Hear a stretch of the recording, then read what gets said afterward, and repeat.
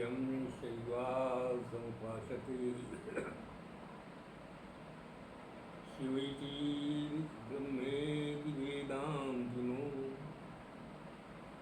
बौद्धा बुद्ध इति प्रमाणपटवः कर्त्रेति नैयायिका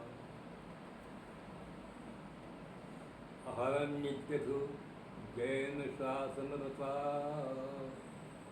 कर्मेति मीमांसका सोऽयम्भो विहारवाञ्छितफलं त्रैलोक्यनाथो हरिः।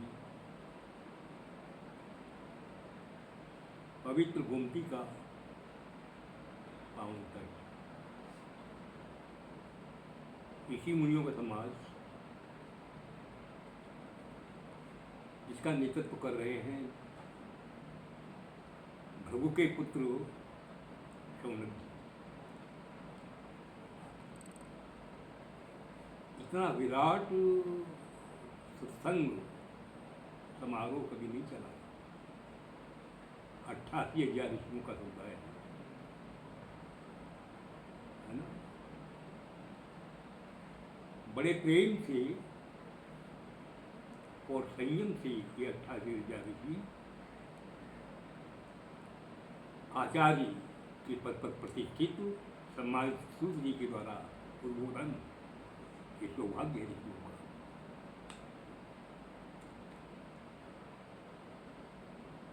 श्रीमद् भागवत महापुराण के अंतर्गत कथा में हम वर्णन कर रहे हैं कि पीछे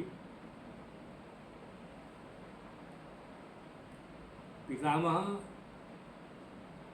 भीष्म की अंतिम यात्रा बाणगंगा के तट पर उन्होंने देह का त्याग किया। सभी पांडवों ने यथोचित शास्त्रोक्त ली थी, है ना, उनकी अंत्येष्टि की और उनको पुष्पांजलि की। भगवान कृष्ण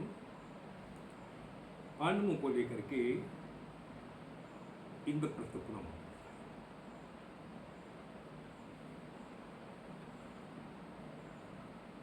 एक बात विशेष मिली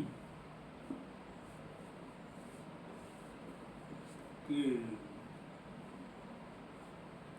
युधिष्ठिर को भगवान कृष्ण समझाते रहे थे सिंहासन बैठ,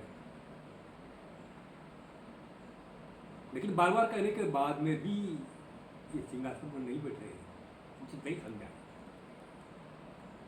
लेकिन अब भीष्म पितामह के द्वारा जो उद्बोधन हुआ, जो विभिन्न धर्मों का वर्णन बाणगंगा के तट पर युधिष्ठिर को दिया, उससे युधिष्ठिर को समझ में आ गया कि नहीं नहीं, हमको सिंहासन बैठना चाहिए और धर्म का पालन। भगवान कृष्ण की उपस्थिति में धर्मराज युधिष्ठिर सिंहासन पर विराजमान और भगवान कृष्ण उनसे आज्ञा लेकर कल के प्रभात में द्वारिका के लिए उन्हें प्रस्थान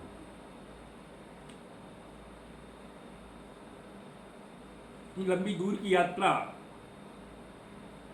करते हुए भगवान कृष्ण जिसमें द्वारिका की सीमा में आ गए,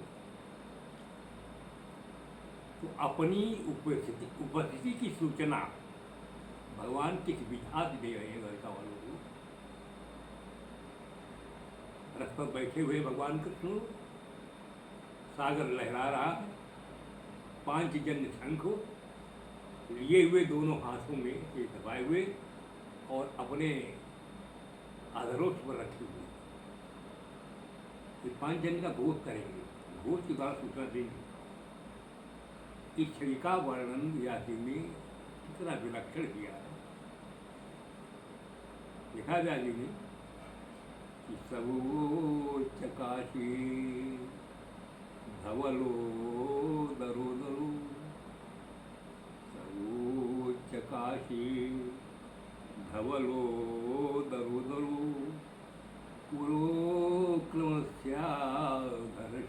पुरोक्रमस्याधर्षोणिमा दानमायमाना करकंज संपुटे यथा साब्ज खंडे कलहंस उसन।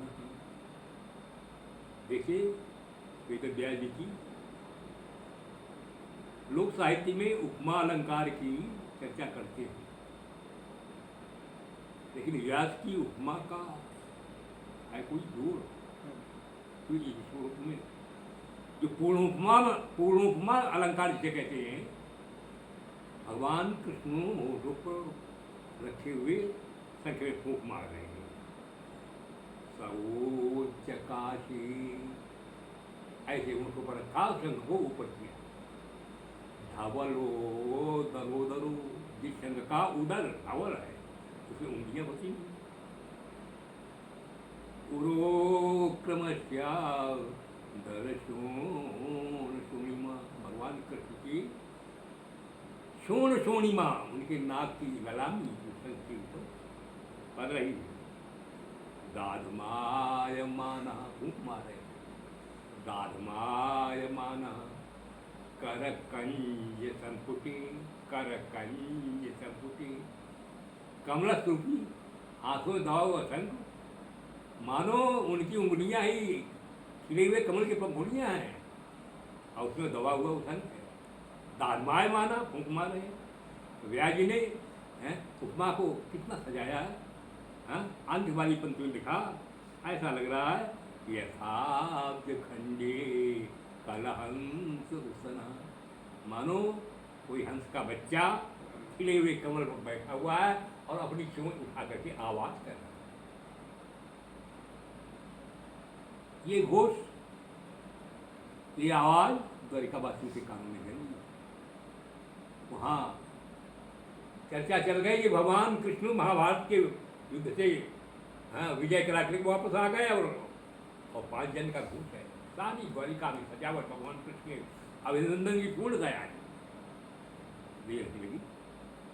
भगवान कृष्ण ने द्वारिका में प्रवेश किया।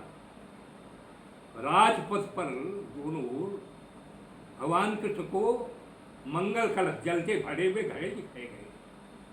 प्रत्येक दरवाजे और पंच पल्लों से युक्त कलश सजे हुए दीपक जल रहे। लोगों के झुंड के झुंड आ रहे द्वारिकावासी अब भगवान कृष्ण का स्तुति कर रहे हैं। नसासुती नाथ सदांग्रि पंकजम विरंचि वैरंचि सुरेंद्र वंदितम परायणम क्षेम मिहेखिताम जनई नयात काला प्रभवेत परम प्रभु। द्वारिकावासी कह रहे नसास्मते नाथ पदांग पंकजम, हे नाथ आपके कमल सूत्री चरणों में हम नतमस्तक हो रहे हैं। कैसे चरण? जिनमें विरंचि बैरंचि सुरेंद्र वंदितम, जो चरण ब्रह्मा के द्वारा और शंकर के द्वारा और इंद्र के द्वारा सदैव वंदनीय, वंदे ही नहीं बल्कि परायणम क्षेम मिहेखिताम जनई, जो लोग अपने जीवन में शांति और कल्याण चाहते हैं उनके लिए तो आपके चलो आश्रय है ना। और जो भी आपकी शरण में जाता है चरणों की, नयात काला, है ना, उस व्यक्ति पर या उस भक्त पर महाकाल का भी प्रभाव हल्का हो जाता है। काल भी उसके ऊपर प्रभाव नहीं डालता। आगे पंक्ति में द्वारिकावासियों ने और भी कुछ कहा कि भवाज नाथ, आप चले गए थे युद्ध में थे, नित्य खबरें यहाँ आती थी, आज इतने मरे इतने मरे। आपने संकल्प लिया था कि उस युद्ध में जाकर के कोई शस्त्रास्त्र नहीं लेंगे, केवल रथ हाँकने का काम करेंगे, लेकिन आप इतनी बड़ी विभीषिका और इतना बड़ा वो ना युद्ध की भयंकरता और उससे बचकर सकुशल आ गए और द्वारिका आ गए। अब आपसे निवेदन, अब द्वारिका में आप हम लोगों के लिए कैसे निवास करें, रह करें। भवाय नाथाय, नाथाय भवभीष भामनु त्वमेव माता तस्वात्पति पिता त्वं सद्गुरुर्ना परमं च दैवतं यस्यानुवृत्त्या कृतिनो बभूवुः। स्वामी, आप का विशेषण है, आप द्वारिका वासियों की प्रिय नहीं है। आपका स्वरूप विश्व मानो, विश्व को प्रिय लगने वाले हैं। आप ही हमारी माता है, आप ही हमारे पिता हैं, आप ही हमारे पति हैं, आप ही हमारे सदगुरु हैं। यहाँ तक परमम दैवतम, सबसे बड़े देवता आप हैं। आप सकुशल वापस आ गए। आपके वापस आना है ना, आपकी पुनरापसी हम लोगों के लिए बड़ी भाग्य का विषय है। अब महाराज आपसे निवेदन है, भवाय नाथ, अब द्वारिका न छोड़िए। हम लोगों के कल्याण के लिए अब द्वारिका में ही आप निवास करें। धन्य है द्वारिका वासियों का ये विनम्र भाव। एक पंक्ति में और उन्होंने कहा आगे, है नाथ द्वारिकाधीश, आज हम अभी तक अनाथ थे, आप चले अनाथ थे, तो वयम सनाथा भवतात्म यद्वयम त्रैवेशपानाम अपि दूरदर्शन। आज आपको पाकर हम सब द्वारिकावासी अनाथ हुए, अभी तक अनाथ थे, है ना। आपका दर्शन त्रैवेशपानाम अपि दूरदर्शन, आपका दर्शन यहाँ व्यास ने त्रैपिष्टिक शब्द का प्रयोग किया है। अमर कोश में देखिए, त्रैपिष्टिक एक देवता का पर्याय शब्द है। त्रैपिष्टिपानाम देवानाम, त्रैपिष्टिपानाम अपि दूरदर्शन। आपको दर्शन, आपका दर्शन तो देवताओं को भी दुर्लभ है ना। आपका ये स्वरूप प्रेमास्वितम स्निग्धनिरीक्षणाननं पश्येम रूपम तव सर्वसुभगम। प्रेम से मुस्कुराता हुआ कि स्निग्ध और निरीक्षणाननं मुखमंडल की शोभा देखने योग्य है। कि हमारा भाग्य है। पश्चिम रूपम तब सब प्रकार की सुंदरता से सुंदर से भरा हुआ आपका मुखमंडल का दर्शन प्राप्त है। ये हमारा सौभाग्य है। इस प्रकार द्वारिकावासी ने उनका स्तोत्र और सम्मान किया। भगवान कृष्ण दर्शन करी, माता पिता वसुदेव देवकी के यहाँ गए, चरणों में वंदन किया, माता पिता पेट थपथपाई, विजय के लिए भी बधाई, और सिर का दूंगा। प्रत्येक रानी के घर में जाते, प्रत्येक रानियों के घर में गए। प्रत्येक रानी जिस समय भगवान कृष्ण भवन में प्रवेश होते हैं, अपने आसन का त्याग करती हैं, आसन का त्याग करती हैं, और उनसे मिलकर के उनके चरणों में अपना मस्तक झुकाती हैं। और वो सारे व्रत, आसन ही नहीं छोड़ा, वो सारे व्रत जो प्रोसित वर्ग का नारी के लिए होते हैं, किसी का पति प्रदेश में है अथवा सेना में है, घर में रहने वाली पत्नी कुछ नियम पालन करती है। जैसे पैर में महावर न लगाना, है ना, दर्पण न देखना, दूसरे के घर में न जाना, श्रृंगार न करना, अधिक श्रृंगार न करना, केवल सिंदूर से ही काम चला लेना। तो ये जो व्रत हैं, आसन के साथ साथ ये व्रत भी उन्होंने छोड़े। इस प्रकार भगवान कृष्ण का द्वारिका में। चलो पुनः इंद्रप्रस्थ आ जाए, आप लोगों को वापस कर रहे हैं। ये तो द्वारिका का है मामला। अब पुनः वहाँ युधिष्ठिर के राज्य को देखें, कैसा युधिष्ठिर राज्य चाहा। व्यास भगवान ने बिहार, है ना, कामं बबर्ष पर्जन्य, कामं बबर्ष पर्जन्य। युधिष्ठिर के राज्य में कामं बबर्ष पर्जन्य, किसान की इच्छा के अनुसार मेघ वर्षा करते। सर्व काम दुघामही, ये पृथ्वी माता सर्व काम, किसान जो फसल जैसी चाहता है, ये पृथ्वी माता वो सब प्रजा को दे रही है। बजान गावा, गायें पसंद है ना। गांव में रहने वाले बयान, गांव में रहने वाले जो निवासी हैं वो सब प्रसन्न है। गायें अधिक दूध देती हैं।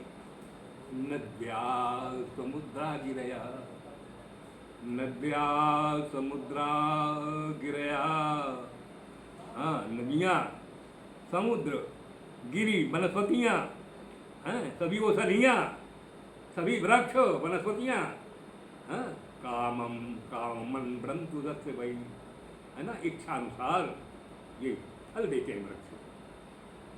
यदि विचार किया जाए रामायण से जिनका संबंध है, रामायण पढ़ के राम राज्य में जिन्होंने पढ़ा है सुना है, यदि कहा जाए युधिष्ठिर का राज्य, तो राम राज्य की यदि कल्पना करते हैं तो राम राज्य और युधिष्ठिर के राज्य में कोई अंतर नहीं है। व्यास ने आगे लिखा, नाधयो व्याधयो क्लेशा, नाधियाँ हैं व्याधियाँ हैं, न कि जो कष्ट हैं। दैव भूतात्म हेतवा, दैहिक भौतिक और हैं तीनों प्रकार के ताप, न दैहिक है न दैविक है न भौतिक है। राम के राज्य में तो यही जो रामायण में है, दैहिक दैविक भौतिक तापा, राम राज्य का हुई नहीं व्यापार। ये सारी विशेषताएं युधिष्ठिर के राज्य में पाई जा रही है ना। बड़ा आनंद है। इसी के बीच में सूर्य जी वर्णन कर रहे हैं इन ऋषियों के, है ना। तो जो कथा हो रही है तो वहाँ पर शौनक जी ने एक प्रश्न कर दिया, शौनक जी ने एक प्रश्न कर दिया आचार्य सूर्य जी से कि आदरणीय ये बताओ, अभी पीछे कथा में आप कह आए हैं कि वो तराया तो गर्भा ईशीना जीवित पुनः। एक वो द्रोणाचार्य के पुत्र अश्वत्थामा ने अग्निबाण मारा था, वो उत्तरा के गर्भ को नष्ट कर रहा था। भगवान कृष्ण ईशेन पुनः जीविता, तो भगवान कृष्ण के द्वारा पुनर्जीवन उसको मिला, उत्तरा का भी जीवन बचा हुआ। तो महाराज वो कथा छूट गई। देखो कथा की उत्तमता और कथा की श्रेष्ठता ये श्रोता पर निर्भर है, वक्ता पर नहीं है। तो कितना बढ़िया पर वो, यानी वो वहाँ ऐसा है कि जब उस गर्भ सुरक्षित हुआ है तो गर्भ है ना आगे चल करके, है ना, सूता ने जन्म दिया होगा तो उस बालक, उसकी कथा कहते, उत्तरा ने जो प्रसव किया है उस बालक की कथा है। बहुत सुंदर सूर्य ने उत्तर दिया कि तथा सर्वगुणोदर के सानुकूल ग्रहोदय यज्ञे वंशधरा पांडो भूया पांडुयोग जैसा। तथा सर्वगुणोदर के, भगवान सूर्य सब शुभ ग्रहों से युक्त अनुकूल ग्रहों का उदय है ना। उत्तरा ने अंतापुर में एक बालक को जन्म किया, तो ऐसा लगता है भूया पांडु, वो यक्षी बालक है, मानो पांडु का ही द्वारा जन्म हो गया है ना। तो सिंहासन पर युधिष्ठिर बैठे, अंतापुर से सेवक आया और कहा महाराज आपके जीवन की जगह कहाँ है, क्या क्या कुछ नहीं गए हो। कहा अभिमन्यु की पत्नी आपकी जो पौत्र वधु है उन्होंने एक बालक को जन्म दिया, युधिष्ठिर को अपार प्रशंसा हुई, अनेक प्रकार के दान दिए, स्वर्णदान, भूमिदान, गजदान, अश्वदान, अन्नदान, बहुत जो कुछ हुआ बहुत लुटाया, इतनी प्रशंसा है। उसी समय में धूम्याचार्य उपवाचार्य दो कुलाचार्य थे, इनको बुलाया और स्वस्थ पाठ, भद्र पाठ, शांति पाठ, जात कर्म संस्कार कराया। आचार्यों ने विधिवत जात कर्म संस्कार कराया। उसके बाद में ऋषि ने एक और निवेदन किया कि महाराज इस बालक का नामकरण स्वीकार कर दिया। जब ये चर्चा चल रही थी, निवेदन कर रहे थे, तो ये बालक जो नवजात शिशु है ये पंथी लगा करके बैठ गया, और चारों तरफ देखने लगा। आचार्य सौम्य और कृपाचार्य ने कहा, देखो देखो महाराज, ये बालक चारों तरफ अपनी निगाह डाल रहा है, ऐसा क्या है ये बालक देख रहा है? ये तमाम जमाव है, इस जमाव में वो कौन है जिसने हमारे माँ के शरीर में जाकर के हमारी माँ के जीवन की रक्षा की? तो परितः इक्षणा यश सा परिचिता। आचार्यों ने कहा चारों तरफ ले निगाह घुमा रहा है, इसलिए इसका नाम परीक्षित है। कृपाचार्य जी बोले कल और पंचांग में और देख रहे हैं, है ना, विचार आ रहा है कि इसके पहले बालक पर कोई माता के शरीर में है तो भयानक कष्ट पड़ा है, और उस कष्ट में भगवान विष्णु के द्वारा इसकी रक्षा की गई, इसलिए इसका दूसरा नाम विष्णु रहा। दो नाम पर संसार की, है ना, परीक्षित नाम है और विष्णुनाथ नाम है। इस राजकुमार का पालन पोषण राजसी विधिविधान के द्वारा और गुरुकुल प्रवेश किया गया। हाँ, इसके साथ साथ एक बात और पूछी कि महाराज बच्चे के संबंध में, तो गुरुकुल बाद में ये बच्चे के संबंध में कुछ भविष्य आप बता दीजिए।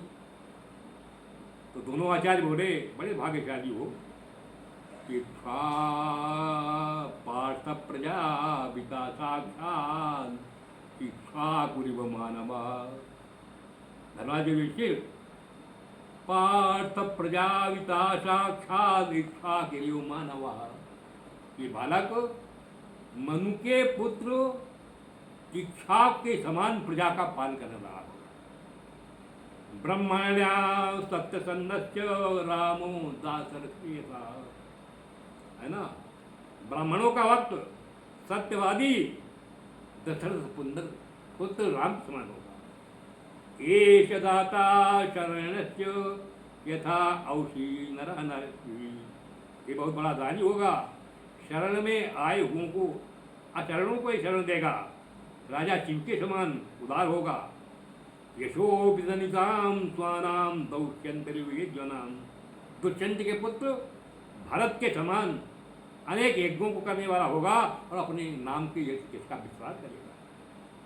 और भी सुनना चाहते हो भी तो ये सिंह के समान पराक्रमी होगा, दृढ़ता में हिमालय के समान होगा, गंभीरता में समुद्र के समान होगा, क्षमा में पृथ्वी के समान होगा, प्रसन्नता में शंकर के समान होगा, धनुधारियों में अर्जुन और शास्त्रार्जुन के समान होगा। इस प्रकार के गुणधर्मों का बालक को वर्णन किया।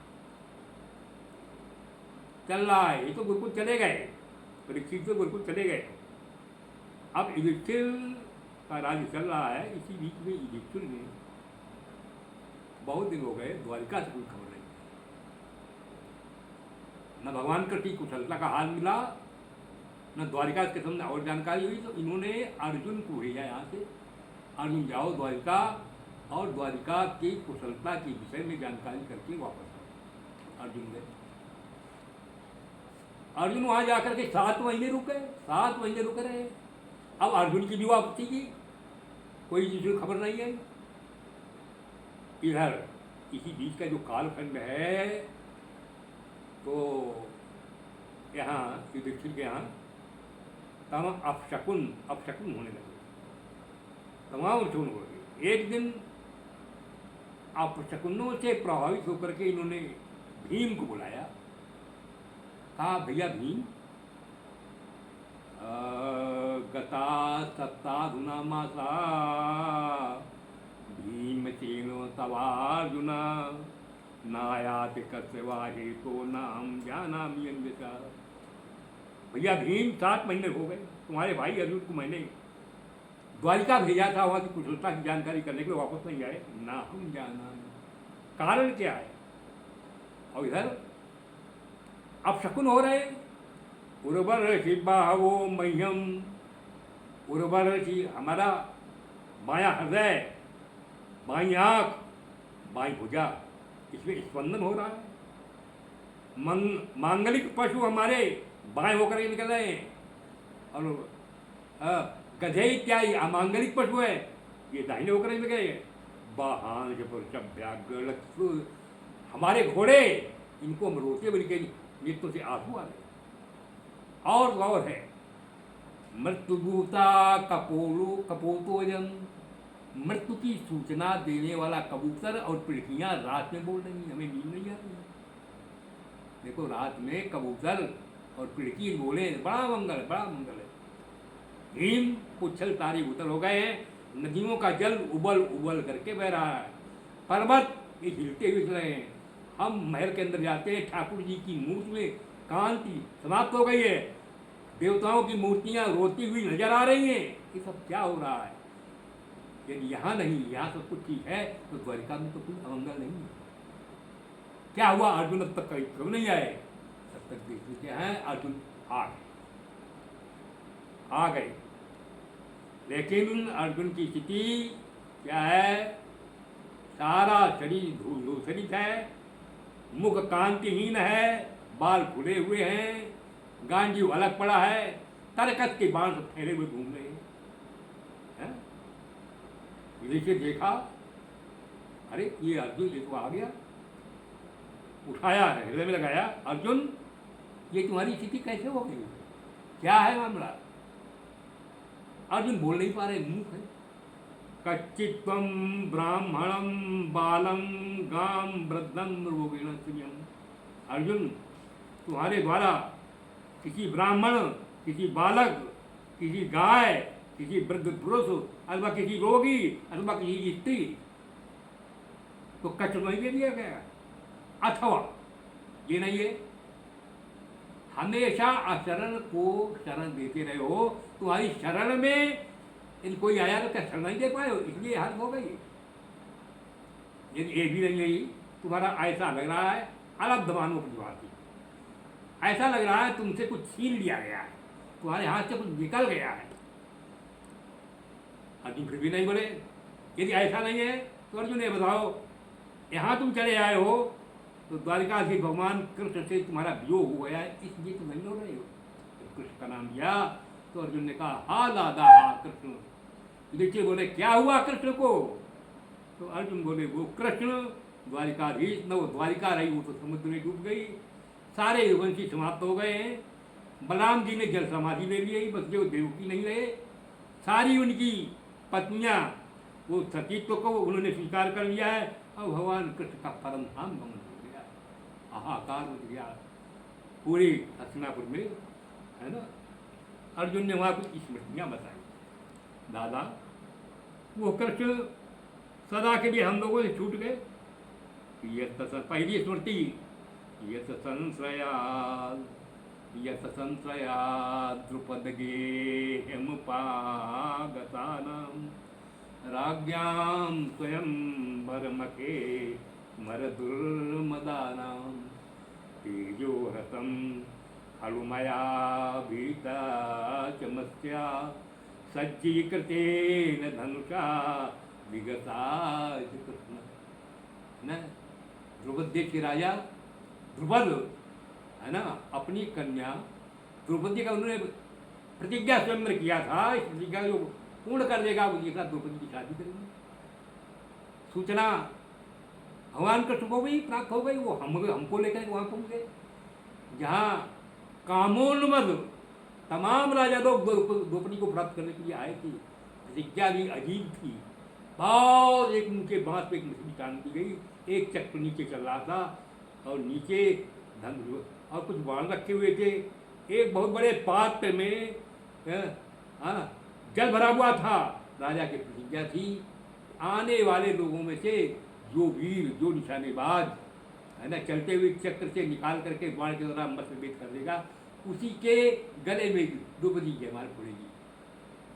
ये प्रतिज्ञा सुनते निशब्द हो गए, कोई उठे नहीं। उस समय भगवान कृष्ण कहा जाओ अर्जुन मत वेद करो।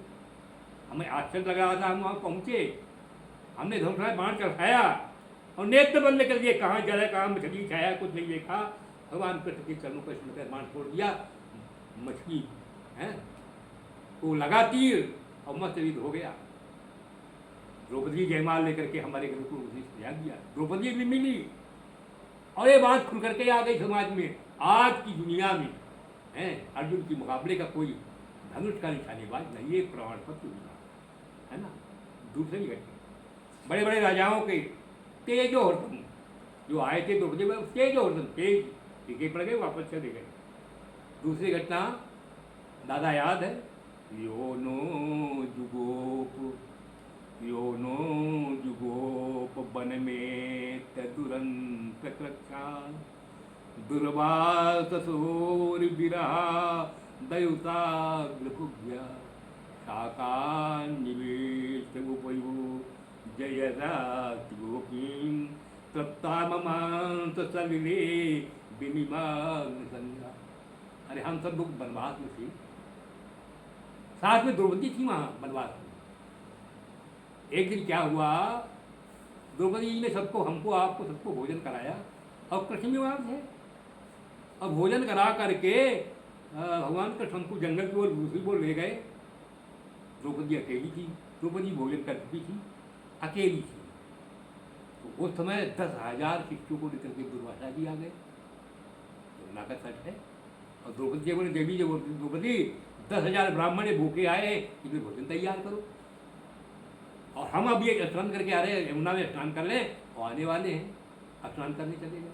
अब द्रौपदी चिंतित है, अरे भी एक चावल का भी टुकड़ा नहीं है तो इनको 10,000 आज निश्चित हमारे पतियों को श्राप मिलेगा, और श्राप में ब्राह्मण के हमारे पति जल जाएंगे।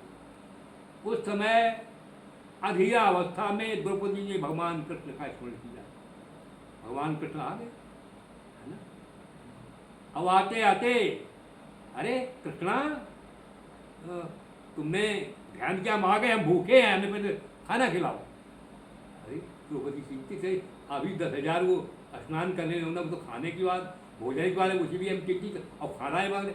तो कहा भगवान आज आज आज कुछ नहीं है, कहा वो सूर्य नारायण वाली वो बटोही निकालो, वो जितना चाहोगे बन जाएगा, है ना। तो कहा आज से आने के पहले 10,000 दुर्भाषा लेकर के ब्राह्मण वो यमुना में स्नान कर वो भी आ रहे होंगे, श्राप मिल जाएगा। अरे कहा दुर्भाषा की बात छोड़ो, हमें गिराओ, हम अपने उठा ला बटलो, शायद कुछ रखा हो, कल उसमें आज नहीं कुछ बनेगा, जिस दिन हम अंतिम भोजन कर देंगी फिर कुछ बनने वाला नहीं है। रात समाप्त होने के बाद में प्रातः होगा, हम सूर्य स्नान करके सूर्य ऊपर स्नान करेंगे, तब कितना भी बन जाए, आज कुछ बनने वाला नहीं। भगवान कृष्ण ने कहा, हट किया, अरे वो उठा लाओ, पात्र को उठा लाओ। द्रौपदी बटोई बोला, उसने केवल एक शाक की पत्ती तो भी जली मिल गई। भगवान कृष्ण पात्र से वो स्वीकार की और कहा एक गिलास पानी लाओ, और शाक की एक पत्ती खा करके एक घूंट पानी पिया, पेट पर हाथ करो, आज पूर्ण आप हो गए, कमाल हो गया। भगवान का एक पत्ती स्वीकार करना, 10,000 वो ऋषि, उनके ब्राह्मण, उनके शिष्य अपने बिना खाए हुए भोजन के पेट भर गए, उनको भोजन की आवश्यकता नहीं रही। दुर्वासा जी को आना पड़ा, द्रौपदी जी आज की डेट, आज की तारीख हमें फिर किसी दिन बुला दे। भगवान को बोले, क्यों पंडित जी ऐसा क्यों कर रहे हो, तो हम भंडारा हमारा तो तैयार, और तैयार वहाँ कुछ नहीं है, एक लड्डू से तैयार नहीं है। तब भगवान कृष्ण ने ही इस प्रकार दुर्वासा के क्रोध से बचाया। और दादा सबसे बड़ा कष्ट में जी है, भगवान कृष्ण के गमन, परम धाम गमन होने के पहले हमने पूरी एक आज्ञा दी थी, वो आज्ञा का हम पालन न कर सके, अधूरी हो गए। तो क्या आज्ञा कहा, उनके चरणों से अपार उनसे प्रेम करने वाली वो गोपियाँ, उनकी रक्षा के लिए, सुरक्षा के लिए हमने आज्ञा दी थी। हम गोपियों के लिए आ रहे थे, कहीं हस्तिनापुर वापस आ रहे थे, मार्ग में जंगली जातियों के कुछ लोग मिल गए, उन्होंने विरोध किया और उन गोपियों को छीन लिया। तो ऋषि ने कहा, आप छीन लिया, तुम्हारा गांडीव कुछ कर नहीं पाया। तो बता रहे हैं अर्जुन कि तदवई धनु तदिशवा सरसो हयास्ते सोहम रथी न पतया यत आमनन्ति सर्वं क्षणेन तदभू तदीशरिक्तं भस्मं हुतं पोकरा दमिवोतमोक्षं तदवै धनु तदिशवा, हमारा वही गांडीव, तदवै धनु, हमारा गांडीव वही बना, तदिशवा वही बाण बने रहे। सरथ हो हयाती, वही रथ, वही घोड़े, सो हम रथी, वही हम महारथी हम बने रहे। कौन महारथी? नृपतया यत आनम, बड़े बड़े राजा जिस अर्जुन के चरणों में झुक करके दूर से प्रणाम करते थे। लेकिन भगवान कृष्ण के बिना सर्वम क्षणेन तदभू सदीतम, ये सारे साधन सारे उपकरण सब बेकार हो गए। हम कुछ नहीं कर पाए और गोपियों को उन्होंने छीन लिया। हमारे सारे साधन ऐसे बेकार हुए जैसे तीन बार में भस्मम भुसम, जैसे राख में आहुति देना बेकार हो जाती है, कपटपूर्ण सेवा बेकार हो जाती है, अथवा उसर में बया हुआ बीज बेकार हो जाता है। हमारे सारे साधन बेकार हो, परिणाम क्या हुआ? हाहाकार मच गया। सारे लोगों के मुखमंडल आंसुओं से भरे, हाय कृष्ण का नाम दे रहे। कुंती ने भी भगवान कृष्ण के परम धाम गमन की सूचना प्राप्त की। लिखा है जी में, प्रथापनुषो धनंजयोदितम, अर्थात वही कुंती धनंजयोदितम अर्जुन के द्वारा कहा हुआ ये परम धाम गमन भगवान कृष्ण, नाशम यदूनाम अभगवाद गतिंचितम, यादवों का विनाश। की सारे बातें सुन करके अवाक हो गई, मूर्छित हो गई, गिर गई और अंतिम सांस ले ली। कुंती का जीवन समाप्त। जब कुंती का जीवन समाप्त हुआ, भगवान कृष्ण के बिना सारे ये पांडव आश्चर्यहीन हो गए। उन्होंने निर्णय ले लिया भगवान कृष्ण का परम धाम गमन हो गया है, इसलिए हमको अब भूमंडल को नहीं लेना। युधिष्ठिर ने गुरुकुल से परीक्षित को बुलाया और विधिवत तीर्थों के जल से स्नान करा करके सिंहासन बैठा लिया, अपने हाथ से तिलक कर दिया, बेटा अब तुम संभालो। कहा बाबा आप लोग और हम लोग तुम्हारे की यात्रा करें। सारे पांडव युधिष्ठिर भीम अर्जुन को तो साथ में द्रौपदी भी चीरवासा निराहारो, बलकल वह धारण करे हुए निराहारो, अनशन करके, है ना, इस तरीके से मुक्त मूढ़या, बाल खोले हुए, दर्शयन आत्मनो रूपम जड़ोन्मत, अपने को छिपाने के लिए जैसे जड़ हो, पिशाच हो, इस प्रकार का स्वरूप बनाए हुए उदीचीम भारत की उत्तर दिशा में एक प्राविशत उन्होंने प्रवेश किया। ये हिमालय, ऊंचा हिमालय, बर्फीला हिमालय, इधर पांचों पांडव चढ़ते जा रहे हैं। द्रौपदी साथ में है। सबसे पहले द्रौपदी गिरी, क्यों? उसको अपने रूप का अभिमान है। इसके बाद सहदेव गिरे, जिनको विद्या का अभिमान है। इसके बाद नकुल बर्फ में डूब गए, जिनको अपने स्वरूप का अभिमान है। इसके बाद अर्जुन गिर गए, जिनको गांडीव का अभिमान है। ये भीम के पैर लगाने लगे तो भीम ने कहा दादा हमारे, हम तो निर्दोष हैं, सरल रहे, कभी किसी को कुछ कहा हमारे पैर तो कब लगे। तुम ज़्यादा भोजन करते थे, भगवान की भक्ति में भोजन करना भी बाधक होता है। भीम भी भक्त में लीन हो गए, केवल शरीर सहित पहुँचे हैं तो केवल युधिष्ठिर पहुँचे हैं और उनके साथ कुत्ता के रूप में धर्म उनके पीछे लगा हुआ पहुँचा। धर्मराज जी आगे बढ़ते थे, उनके आह्वानी भी युधिष्ठिर के शरीर से प्रकाश निकला और धर्म और जो पूर्ण धर्म है, धर्म के अधिकारी हैं, उन धर्मराज में विलीन